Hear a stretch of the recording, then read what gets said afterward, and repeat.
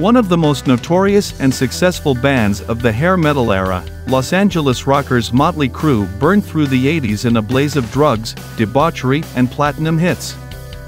Their glammed-out image, hard-partying reputation, and a knack for melding pop hooks to heavy metal theatrics took the band to the top of the charts repeatedly throughout the 80s, with records like 1985's Theater of Pain and 1989's Dr. Feelgood bringing them to sold-out arenas around the world. Their wild lifestyles took a toll, and by the early 90s the band imploded with lineup changes, legal turmoil, and generally shaky times. They still remained one of the more beloved bands of their pop metal heyday, and the 2000s brought a renewed success with the reunion of the original lineup. New albums like 2008's Saints of Los Angeles arrived sporadically, and they toured constantly, and in 2019 were immortalized in the dirt, a full-length biopic focusing on their infamous early years. And here are the facts about Motley Crue. Their obscure first vocalist. The newly formed Motley Crue had their eye on Vince Neil early on, but Neil was initially less enthusiastic. He didn't even turn up for his first audition for the band, which forced Nikki Sixx, Mick Mars, and Tommy Lee to shop around. As a result, the man who first held the microphone for Crue was an enigmatic figure who was simply known as Odin, and his tenure was, well, let's just say that it's not exactly shocking if you don't recognize the name. Loudwire notes that Odin lasted for a single demo, after which he was unceremoniously banished to an existence devoid of Motley Crue membership. The band and Lee in particular resumed their pursuit of Neil, who was both a charismatic performer and capable of filling a venue with ladies. The drummer finally managed to pester the vocalist to audition. Neil, who had been failed by his previous band, ended up joining Crue immediately after this, and Sixx was soon rewriting lyrics to suit his voice.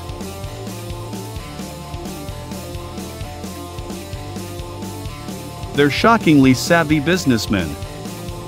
Would you take business advice from Motley Crue, of all people? According to Fast Company, there are actually way worse people to look up to, at least when it comes to vocational success. The band might look like a messy affair, but their debauched antics hide a surprisingly savvy business plan. Nikki Sixx says he understands why an outsider has a tough time understanding why the band even exists anymore, but points out that Motley Crue hasn't been winging it in a long time. Their manager Alan Kovac joined the Crue in 1994 and jackhammered a formal, structured business attitude in the group. This doesn't mean they can't mess around, there's just a core structure that guarantees that important decisions are made and necessary things are taken care of. Even the sordid book about the band's chemically fueled antics, The Dirt, was part of the design. Collaborating with the writer gave the band a chance to control the narrative, candid as it was, and even drop a tactical greatest hits album near the publication date to maximize the profits. That John Corabi guy. Although Motley Crue is often perceived as a fairly tight unit of 4 men, there have been other members in the band. You'd be forgiven if you didn't know the name John Corabi, but he was in Motley Crue once. In fact, he was their lead vocalist. As Louder describes, Corabi replaced Vince Neil as the frontman on the band's self-titled album that was released in 1994, and his ultimate classic rock notes. He was promptly booted from the band when his vocals for 1997's Generation Swine didn't live up to expectations. This shouldn't be held against Corabi, though, because it's possible that no one on earth could have performed the way the Crue members wanted.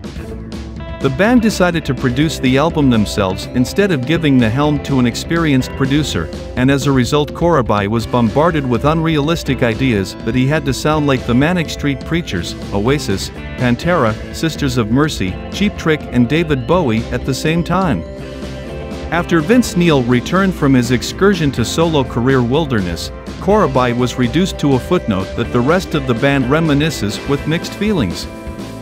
Neil is on friendly enough terms with the man, and guitarist Mick Mars has even collaborated with him on some side project stuff. Meanwhile, bassist Nikki Sixx has less cherished memories about Corabi and has described him as the biggest piece of shit to roam the earth.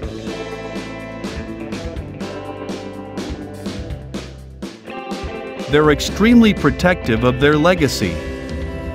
You wouldn't think that one of the filthiest, most famous party animal groups in history would be particularly concerned about image issues, at least beyond what shoes they have on and whether they're wearing enough makeup. However, as Blabbermouth describes, Motley Crue appears to be fiercely protective of the way they want people to remember them. Unlike other more merchandise-driven bands, Crue are quite careful about what they put their name on. Nikki Sixx says they feel their legacy is too important to do things only for the money, and that they don't want to be the group that were cool once. One way they've demonstrated this unflappable attitude is their deal with the Rock of Ages musical and subsequent movie, or rather the lack thereof. According to Sixx, the band thought the concept was basically Mamma Mia with fake guitars, so they said that they don't want to be involved with the project. Judging by the reviews of the 2012 movie, it seems they still have a pretty good idea of what's cool and what's not.